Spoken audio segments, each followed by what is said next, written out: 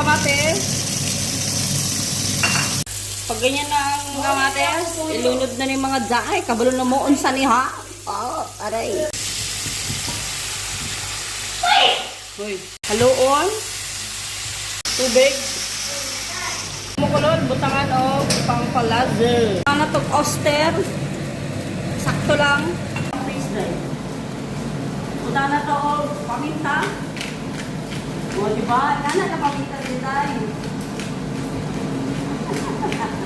Ako na sinunoy ako. So, ikan sa Pinas Charlies.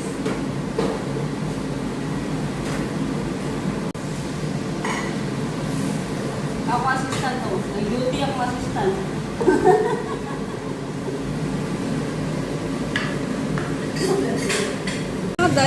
Dahil masiwa, butang na to o suka or mga lemon-lemon.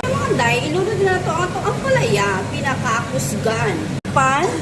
Oh, pwede na niya. Pakbet!